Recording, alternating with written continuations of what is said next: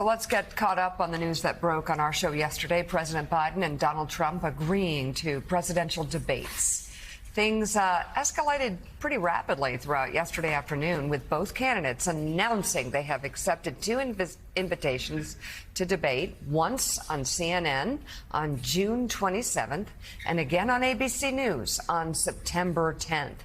The rules will differ from past election cycles. The candidates agreed to bypass the Commission on Presidential Debates, which had organized these face-offs every 4 years since 1988.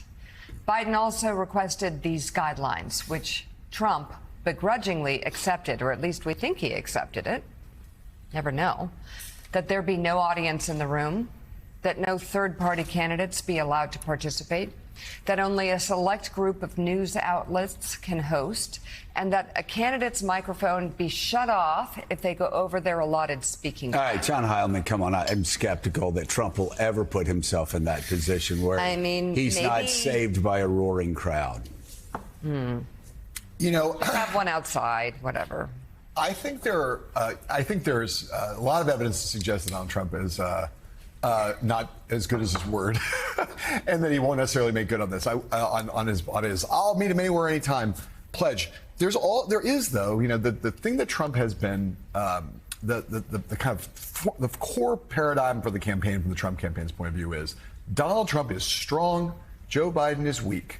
He's weak, failing, flailing, old, fumbling. They don't want that contrast because Donald Trump is weak and flailing and miserable. But that's not what they think.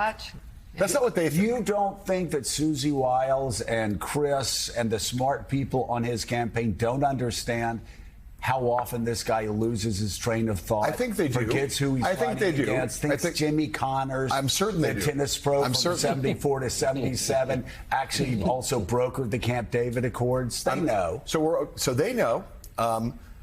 I think they also have a darker, they have a more critical view of Joe Biden's errors and missteps in this area than you do.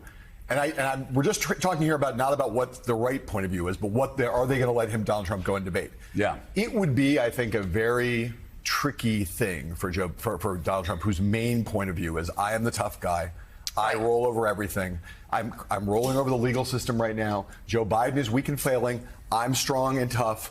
Unstoppable. For him to have said, I will meet you anywhere, anytime, under any circumstances, and then to back out. I think he has painted himself into a corner because I think Trump himself did not necessarily believe that Biden would eventually ever stand up and say he would take these debates. Right. And now he's kind of in a corner. And I think, that Donald Trump always tries to leave himself wiggle room. He's not left himself much here. So if you ask me, you know, with a gun to my head, whether I think these debates are going to happen, I wouldn't say there's nothing close to 100%. Right. I'd say a little more likely than not that Trump will feel like he has no choice but to do these two. Number one, you said about what about his campaign thinking? He's going to go in there not with knowledge, not with experience on the world stage that was productive, but he's going to go in there with insults, with a fire hose of falsehoods, with personal stuff about Joe Biden, and he's going to come at him hard, and that's going to be the challenge. Yeah. You laugh, but sometimes that throws people off. You never know. Jonathan Lemire. It worked for him in 2016. Nika, I'm not laughing. Oh, okay. But I'm smiling at the fact that when Donald Trump tries all of those things that he does in front of his fat Elvis 77 crowd, where they roar and say, please throw a sweaty scarf in my direction, it's going to be met with dead silence. And everybody, like the cameramen and camerawomen, are going to be looking at each other going, I don't underestimate it. It's the nasty behavior is so shocking that it can be off-putting. Well, no, but it's Jonathan Lemire. What about RFK Jr.? Well, as part of these agreements, he is not going to be included in these debates, which RFK Jr. campaign put together some vociferous opposition to that yesterday, saying, look, we're factoring in the polls here. We should be part of this race. Some Americans may agree with them, but the Biden and Trump campaigns have cut him out. He is not going to be part of these debates. Trump, we should also note, is calling for more than just these two.